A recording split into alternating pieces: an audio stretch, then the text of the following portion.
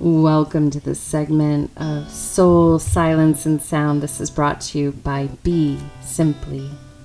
Stars, trees, clouds, and the moon. They all have a meaning and they look just like you. This is your Soul and Luna cycle, part of the Soul, Silence, and Sound segment brought to you by BeSimply. And this is the full moon ode, and we're paying attention to it slightly after the full moon that arrives Saturday on a day known as August 9th in a year that will be remembered as 2025. And the reason I chose to record this little post is, as I encourage each and every one of you, is to listen for yourself. And also just to feel into that wisdom after the fullness of it.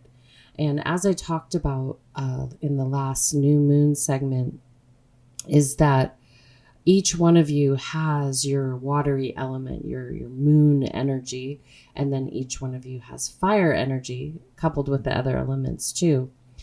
When we look at the soul in Luna, the masculine, the feminine, the yin and the yang, we look at the counterbalance between these two very important elements that govern the majority of our system, our biological system, our etheric system, all of that. It's important to bring it inward, really deeply inward. And what has happened, and I've talked about probably many times over, is that we have distracted ourselves by spending a lot of time being influenced by external information. And this is how we are controlled.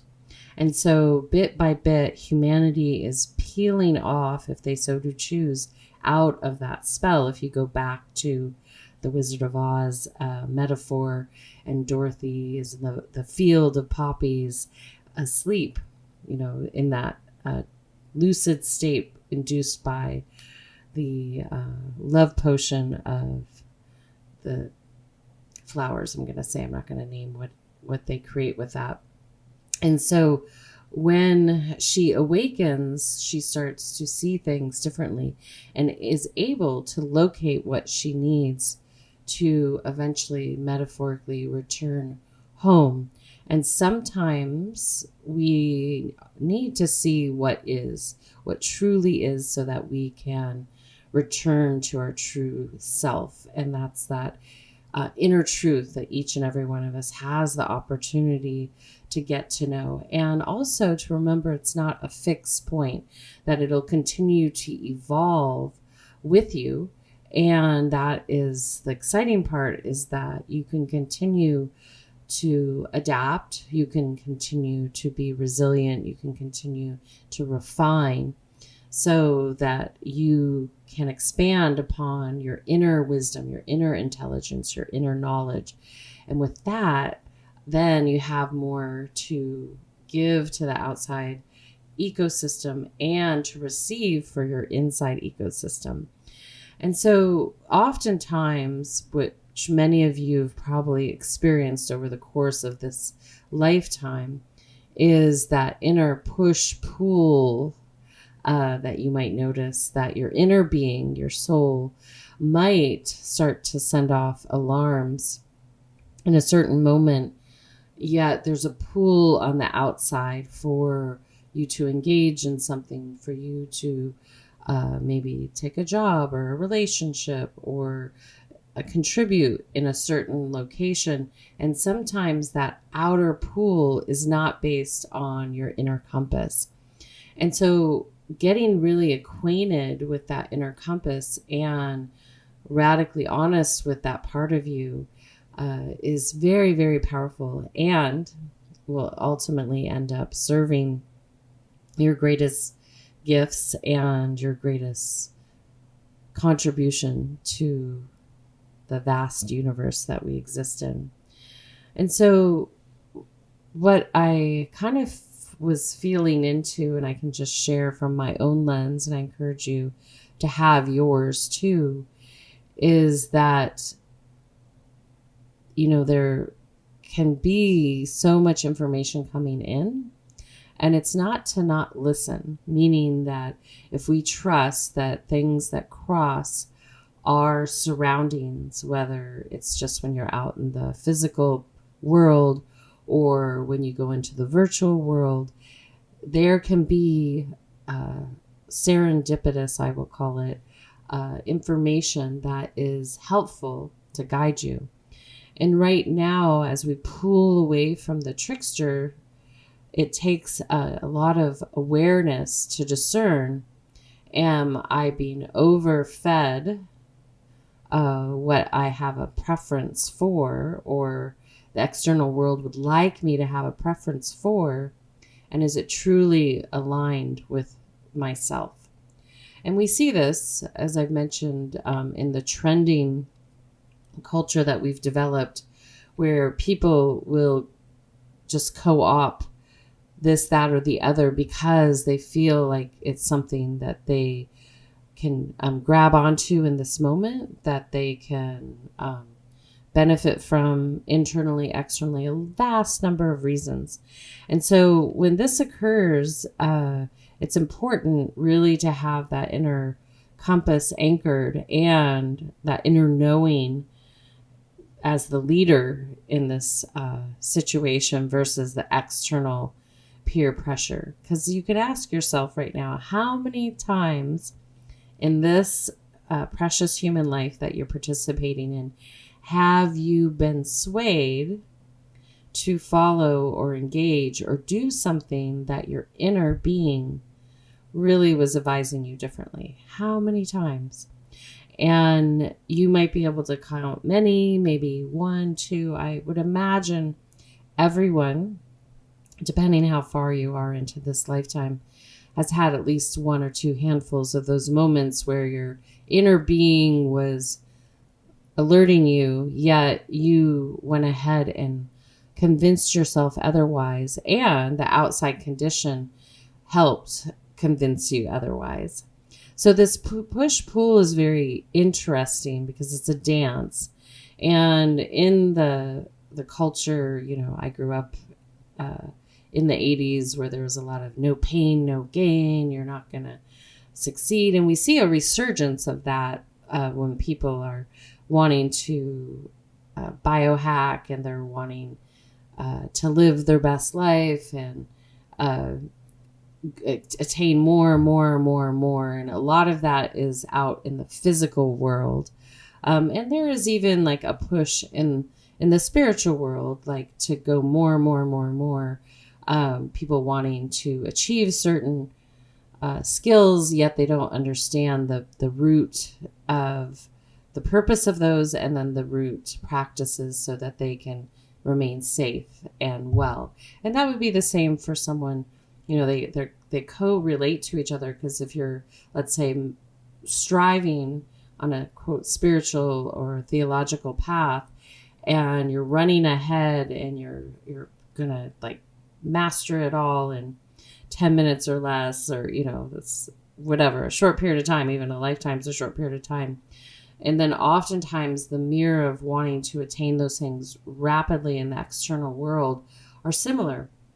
And that's where we get that push-pull. Yet, if we slow down and listen, it's because within those spaces in between, there's so much valuable information. And sometimes within that, there are things that don't need to be said. There's actions that don't need to be taken.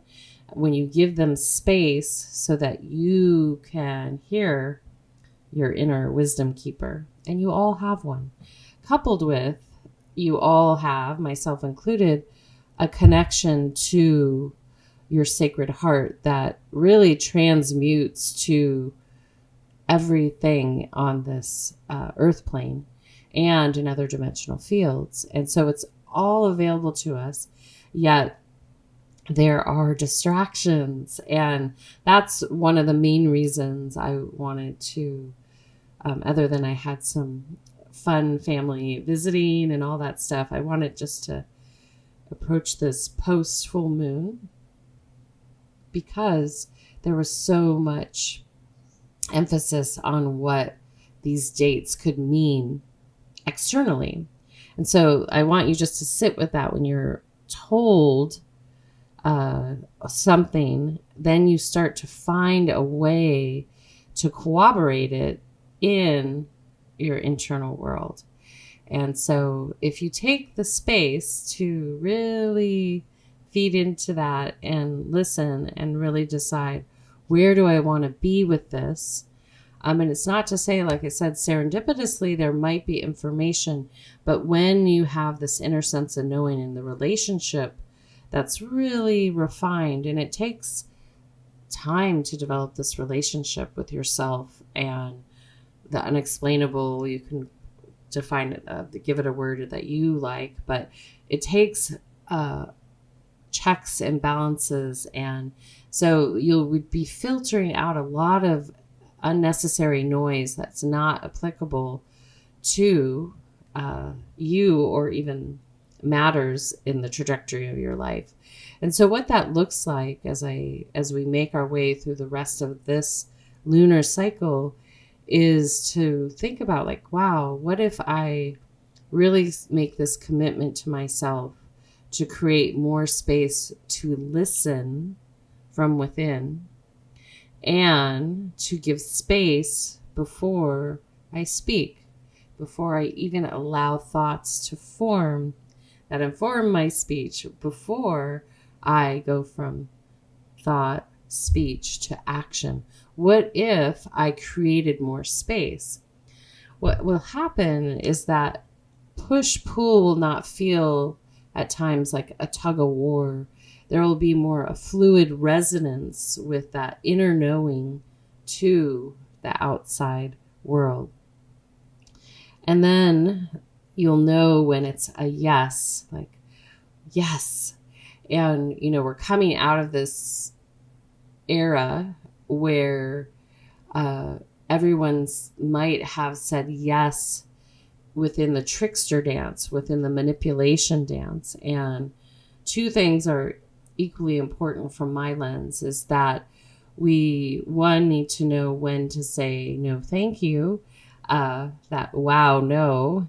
And then we also are good to start to feel the yeses, to feel an authentic yes, not a yes coming from being manipulated into something or feeling the seduction into that, meaning that it's like, oh, you really need this and do you want this? That's how we get these trending cultures. But to really feel an internal yes. And that will give you much more knowing on how to run your reality and retain your individuality and co-create through interdependence, not codependence, in this lifetime. Coupled with, will be able to retain your sovereignty, because when we spend too much time being influenced by the external world, then we miss out on what our internal world is guiding to us to transform, to grow, to contribute with, and just to have that really deep, deep knowing, like, yes, this is where I'm to be. And I want to share for all of humanity and even our hybrid beings, for those that are eternal beings here in this earth plane, that you have the opportunity right now to reclaim all of you.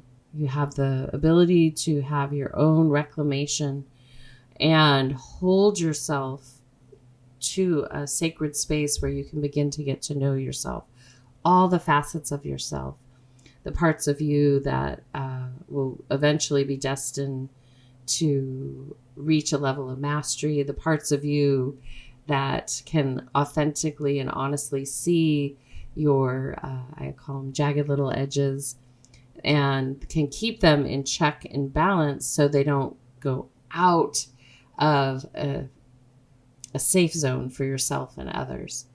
And this is that moment that each one of you has the right and the opportunity to really gather this reclamation of self. And with that, you will deepen what it means to know thyself. You'll deepen what it means to not second guess yourself, to know what is aligned for you. And remember, we want to bring it to the present moment, because all things exist. When I work with my clients, our past, I always explain to them our past. We don't have to spend too much time in the trauma, because it will appear in the present moment. And the opportunities that we're going to find in our future are being built in our present moment. And we will start to see them.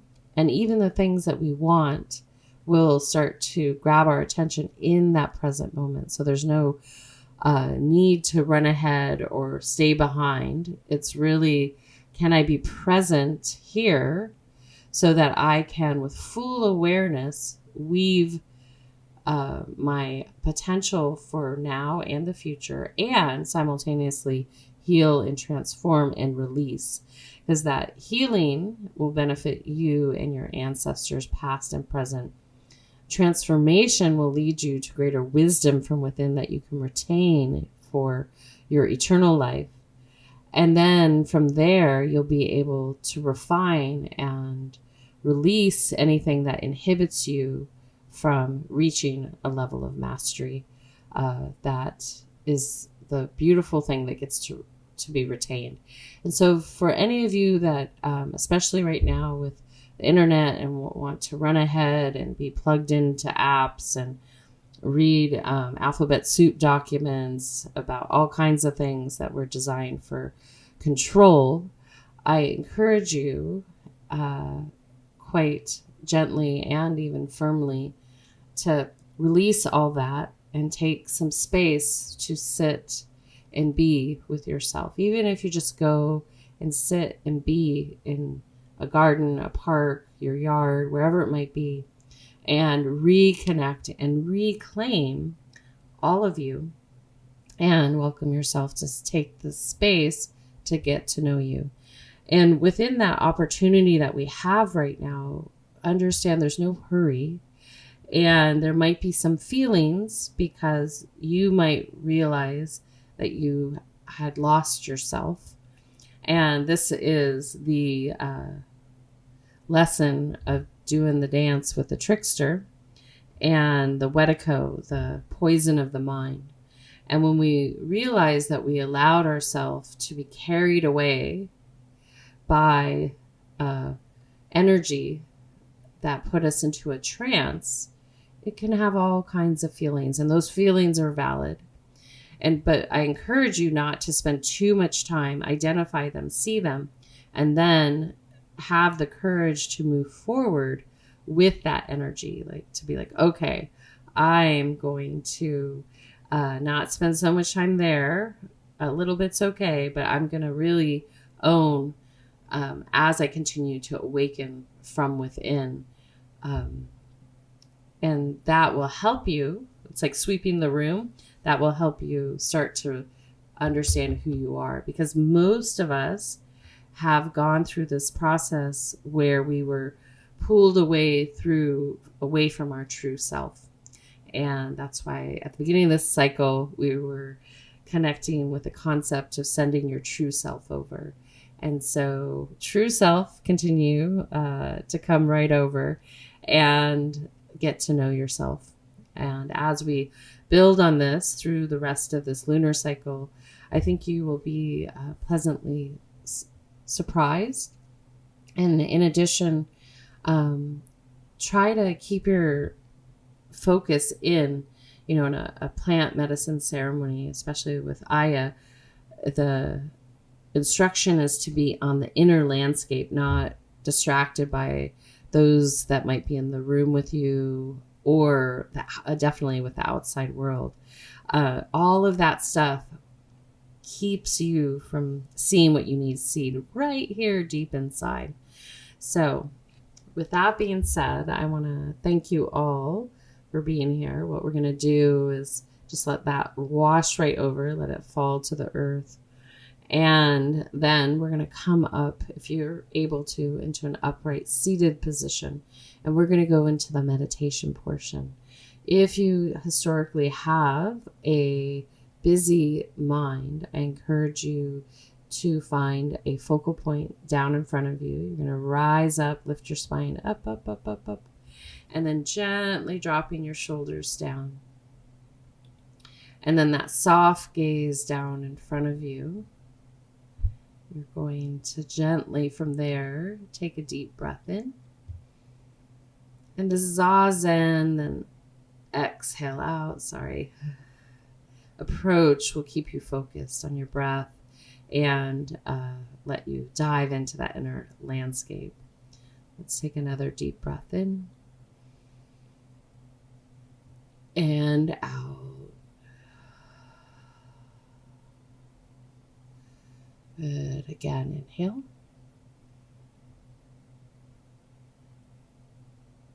And exhale.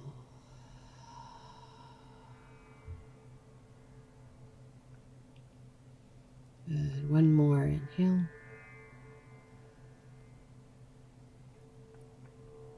And exhale.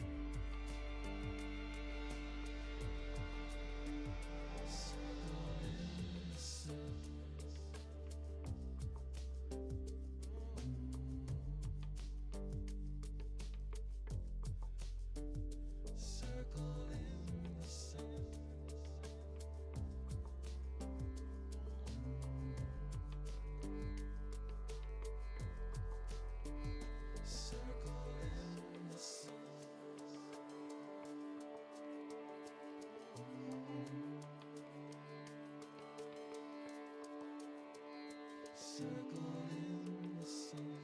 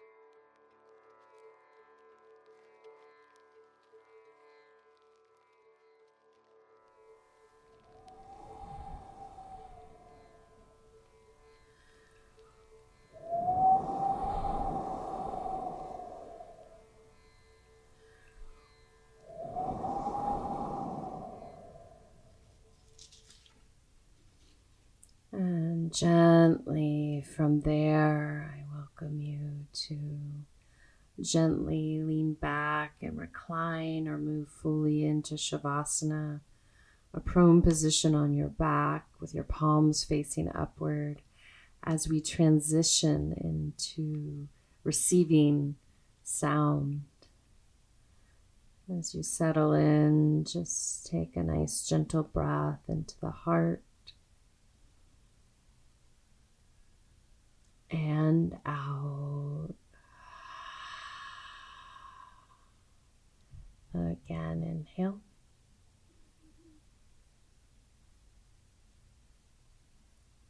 And exhale.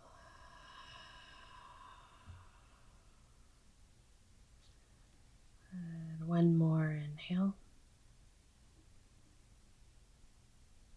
And exhale.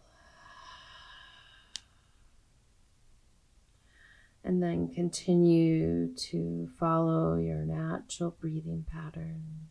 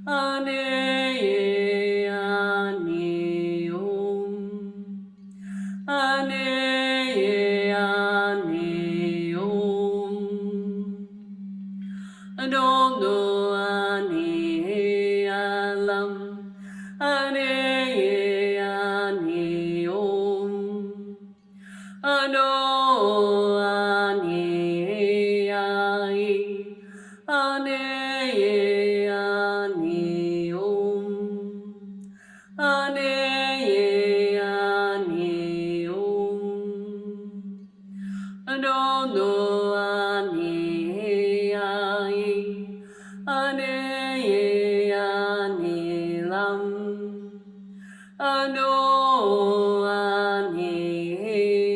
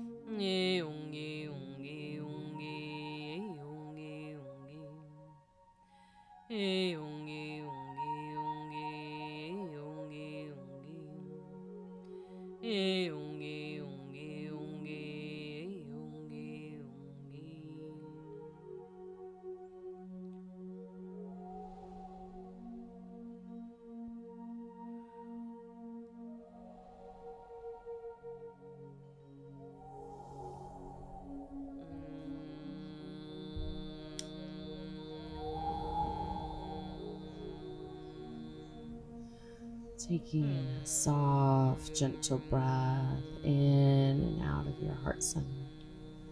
Gently breathing in and out.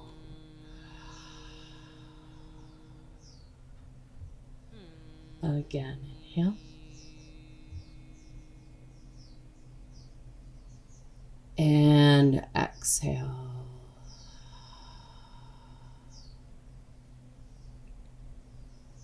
Another one, inhale.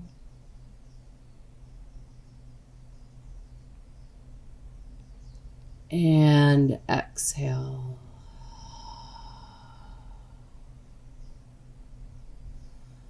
Good. And as you continue to breathe in and out, I welcome you to gently bring your awareness back to here. And as you continue to follow your breath, and just take a moment to feel into your physical body. And even though everything is here, sometimes our awareness shifts into another field of energy, or we even are taken deep into a rest. All things serve. And so as you gently migrate out of this experience, I welcome you to just take a moment to give gratitude for all aspects of yourself, which is so important in this reclamation of self, to reclaim all aspects.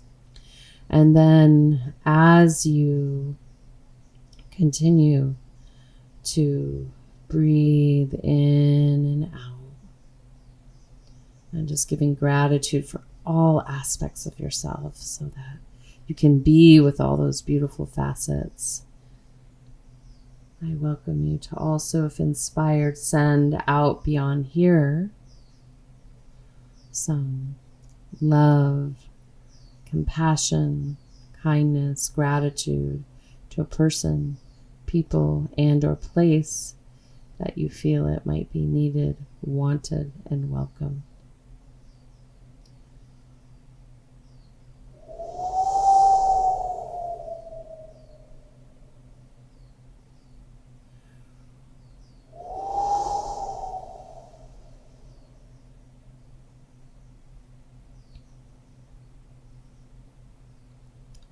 Good. And then gently from there, just allow everything to wash over you. And in this moment, if you are excited about getting to know your inner waters and fire, getting to know that which runs through you, your eternal being, and to create the space so that you can have deep knowing before you choose to engage in thought, before you choose to speak, before you choose to act. And from that place is a calm point that will guide you to have this conversation. Your eternal being is very still, very patient, and that's an aspect of you. Your eternal being is very calm. And so I invite you all to, one, listen to that wisdom from the inside out. And then as you engage in the outside world, look for the serendipitous infeeds that will assist you in cooperating with what your wisdom keeper, aka you, is informing you of. And then you will start to see the wow, yes, that is specific to you, not to all, but to you. You're unique, you matter. I want you to, from the deepest levels of my heart, to remember that.